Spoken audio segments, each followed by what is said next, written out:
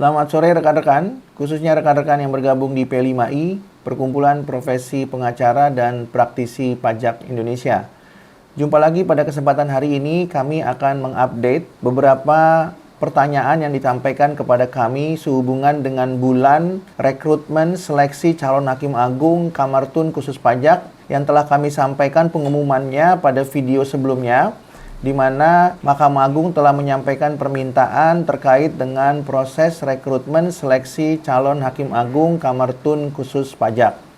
Pada kesempatan hari ini, kembali kami akan menyampaikan beberapa jawaban atas pertanyaan berkaitan dengan kewenangan daripada Komisi Yudisial Republik Indonesia dan bagaimana proses pengangkatan hakim agung di Mahkamah Agung.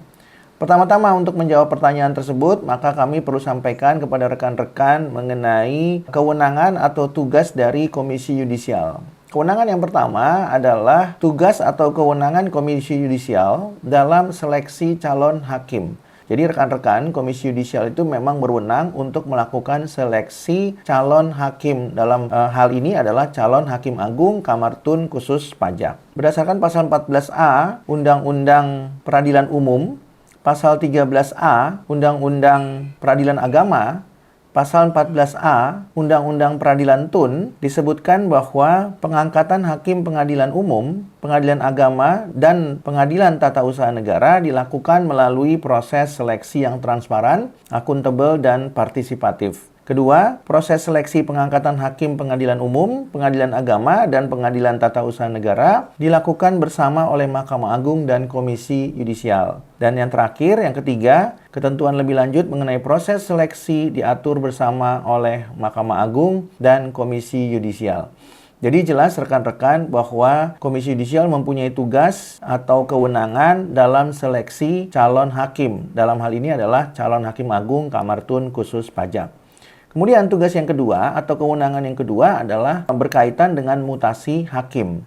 Berdasarkan pasal 42 Undang-Undang Kekuasaan Kehakiman disebutkan bahwa dalam rangka menjaga dan menegakkan kehormatan, keluhuran martabat serta perilaku hakim, Komisi Yudisial dapat menganalisis putusan pengadilan yang telah memperoleh kekuatan hukum tetap sebagai dasar rekomendasi untuk melakukan mutasi hakim.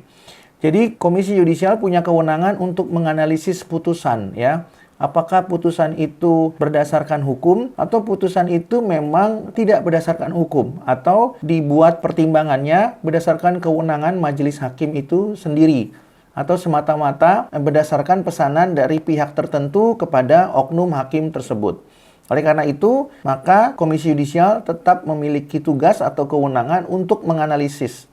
Tentunya ini juga termasuk di dalam analisis putusan pengadilan pajak yang dapat dilakukan oleh Komisi Yudisial. Sehingga dengan demikian tugas Komisi Yudisial bukan hanya melakukan pemeriksaan terhadap dugaan pelanggaran kode etik dan pedoman perilaku hakim, tetapi juga terhadap putusan pengadilan yang berada di pengadilan umum, pengadilan agama, termasuk pengadilan Tun. Dan oleh karena pengadilan Tun adalah bagian daripada tugas dalam mutasi hakim oleh Komisi Yudisial, maka pengadilan pajak juga termasuk lingkup daripada tugas Komisi Yudisial untuk menganalisis putusan pengadilan pajak. Kemudian pertanyaan yang kedua tadi yang ditanyakan di awal adalah bagaimana proses pengangkatan hakim agung. Apabila rekan-rekan lihat di dalam flowchart di layar rekan-rekan, maka proses pengangkatan hakim agung termasuk hakim agung Kamar Tun khusus pajak tentunya dimulai dari pembukaan seleksi calon hakim agung tersebut, termasuk di dalamnya calon hakim agung Kamar Tun khusus pajak yang nama-nama bakal calon hakim agung bisa diusulkan oleh masyarakat atau bisa berasal dari masyarakat, bisa juga berasal dari pemerintah, ya. Jadi nama bakal calon hakim agung bisa berasal dari masyarakat, bisa juga berasal dari pemerintah. Dan ketika nama-nama bakal calon hakim agung tersebut disampaikan kepada Komisi Yudisial, maka berdasarkan kewenangannya Komisi Yudisial akan melakukan seleksi. Dan tentu seleksi ini, kalau rekan-rekan perhatikan di layar rekan-rekan, dilaksanakan atas permintaan Mahkamah Agung kepada Komisi Yudisial. Tentunya dengan menggunakan surat resmi dari Mahkamah Agung kepada Komisi Yudisial. Dan setelah seleksi itu dilaksanakan, maka pada akhirnya tujuan dari seleksi tersebut adalah untuk menentukan bakal calon hakim agung yang nantinya akan diusulkan oleh Komisi Yudisial kepada Dewan Perwakilan Rakyat melalui Komisi 3 DPR RI yang akan ditentukan melalui fit and proper test. Nah, ketika Komisi 3 DPR RI nantinya telah memutuskan nama-nama calon yang lulus fit and proper test atau uji kelayakan, maka kemudian DPR RI dalam hal ini Komisi 3 akan menyampaikan nama-nama tersebut kepada Presiden untuk dilakukan pelantikan. Dan nama-nama tersebut tentunya disampaikan oleh Komisi 3 DPR RI melalui penetapan kepada Presiden untuk dilakukan pelantikan. Jadi secara sederhana tentunya dapat kita lihat rekan-rekan bahwa proses pengangkatan hakim agung ini seharusnya dapat dilakukan secara transparan karena memang prosesnya juga terbilang tidak kompleks, namun tetap diperlukan pengawasan agar dapat dilaksanakan secara transparan. Jadi tugas rekan-rekan sebagai seorang pengacara atau praktisi pajak tentunya mengawal nanti nama-nama yang akan masuk dari masyarakat maupun pemerintah kepada Komisi Yudisial, dan agar Komisi Yudisial dapat menyeleksi nama-nama tersebut dengan baik atas permintaan Mahkamah Agung.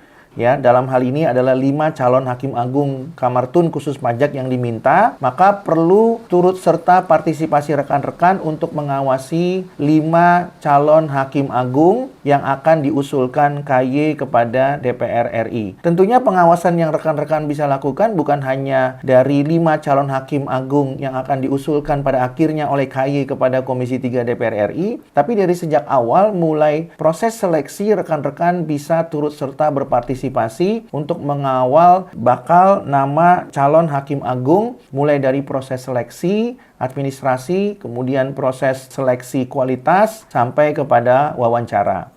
Dan nanti pada saat wawancara kami juga menyarankan kepada rekan-rekan untuk turun serta hadir di Komisi Yudisial untuk menguji apakah calon hakim agung Kamar Tun khusus pajak yang nantinya akan diusulkan dalam wawancara atau tahap ketiga setelah lolos tahap 1 dan tahap 2 di KY itu benar-benar mereka yang mempunyai integritas dan kompetensi, ya, terutama kompetensi di bidang akuntansi, administrasi, dan di bidang hukum. Apabila rekan-rekan mengetahui informasi berkaitan dengan latar belakang atau background check daripada calon hakim agung yang sebentar lagi akan diumumkan hasil yang lolos seleksi administrasi, rekan-rekan dapat menginformasikan langsung kepada KY atau menginformasikan kepada kami agar kami sampaikan kepada Komisi Yudisial. Apabila rekan-rekan berpendapat video ini bermanfaat, silakan like, share, dan subscribe agar rekan-rekan bisa mendapatkan video yang lebih bermanfaat di masa yang akan datang. Demikian yang dapat kami sampaikan sementara. Terima kasih. Salam profesional.